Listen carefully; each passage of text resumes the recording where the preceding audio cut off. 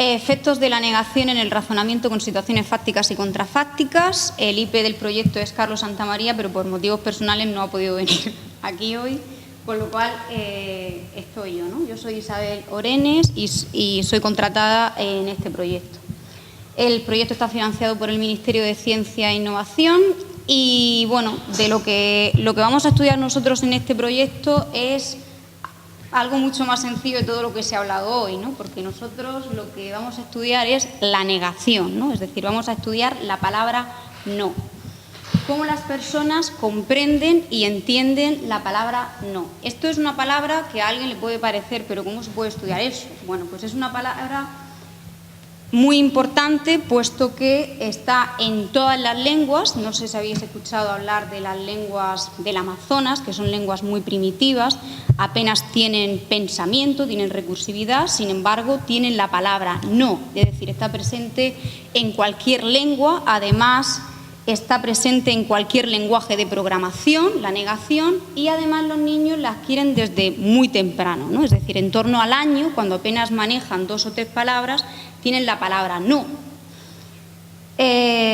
Con lo cual es una palabra muy importante para nuestra comprensión. Cómo la comprenden es nuestro objetivo, como digo. Sin embargo, a pesar de su importancia, no está muy estudiada, ¿no? Con lo cual vamos a ello entonces. A nosotros nos interesa fundamentalmente, como digo, cómo las personas procesan y representan la negación. Es importante porque dentro de ciencia cognitiva hay un debate sobre cómo las personas representan. Se sabe que las personas cuando comprenden es porque representan algo en su cabeza. Por ejemplo, si yo escucho libro y comprendo esa palabra es porque tengo que representar en mi mente algo parecido a un libro, ¿vale? Lo mismo si me dicen ordenador. Tengo que representar algo parecido a un ordenador para comprender dicha palabra. Sin embargo, ¿cómo comprendemos la palabra no? No hay nada en el mundo que exista que sea no, ¿vale?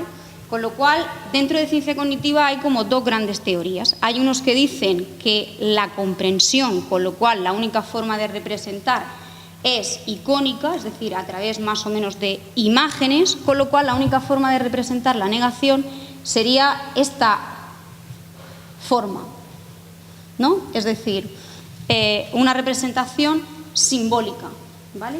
En cambio, hay otra forma de representar la negación que sería icónica, que es, bueno, si no se puede representar la negación, porque es icónica, pues debo de representar, por ejemplo, el círculo verde. Vamos a explicar esto un poco mejor, ¿vale? Es decir, ¿qué es lo que comprende la gente cuando escucha esta frase tan sencilla? La figura no es roja. Hay una teoría que dice que la negación no se puede representar y la única forma de entender la negación es a través de un círculo verde, ¿vale?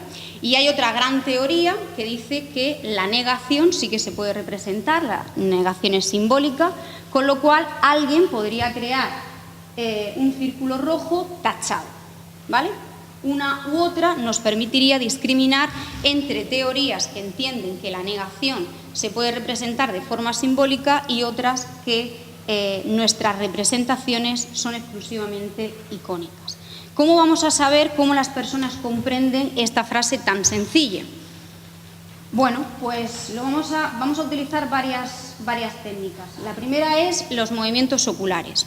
¿Por qué vamos a estudiar con esta técnica? Bueno, pues se supone que cuando las personas están procesando una información tienden a mirarla, ¿vale? Es decir, si yo escucho silla, es altamente probable que mire a una silla cuando la estoy comprendiendo, con lo cual hay una relación entre lo que hay en la mente y hacia dónde dirijo mi atención. De esta forma, a través de esta técnica, vamos a saber si las personas, cuando comprenden la negación, tienen esta representación o la siguiente. Además, también vamos a utilizar las técnicas cronométricas. Como saben, pues bueno, hay enunciados que son más difíciles que otros y esto nos dice si son más o menos complejos. En general, la negación suele ser más compleja que su afirmativa, ¿vale? Es decir, las personas tardamos más en comprender la figura no es roja que la figura es roja. Bueno, y también vamos a estudiar la negación a través de potenciales evocados, ¿no? A través de cómo la actividad que hace el cerebro cuando está comprendiendo la negación.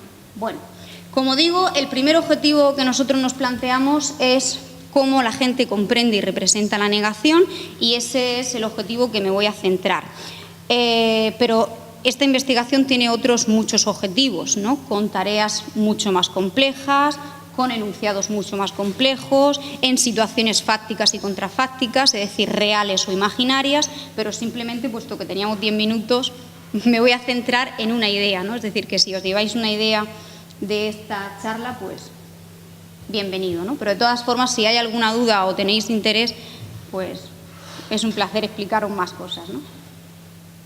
¿Cuáles son los resultados entonces que hemos conseguido de esta frase tan sencilla como es la figura es roja o la figura no es roja? Bueno, pues los participantes escuchaban la figura es roja, la figura no es roja, mientras miraban en la pantalla 4 círculos de colores. A la vez se estaba registrando el movimiento de los ojos. Y lo que nosotros observamos cuando escucha la figura no es roja es que las personas aumentan su atención visual al rojo. ¿Qué significa esto? Que cuando están comprendiendo la figura no es roja, atienden al rojo, con lo cual representan no rojo, no están representando los otros colores. Probablemente porque representar los otros 3 colores supone una sobrecarga para nuestra memoria. No es lo mismo representar no es rojo que representar azul, verde o amarillo, azul, verde o amarillo. Sería mucho más complicado, supondría una gran sobrecarga para nuestra memoria, con lo cual lo que hacemos es representar la negación. Como digo, esto da luz a las teorías dentro de la ciencia cognitiva, y esto nos está diciendo que las personas representan la negación. ¿Y eso qué significa? Pues que las personas pueden comprender representando información simbólica, ¿vale? Esto es importante, ¿por qué?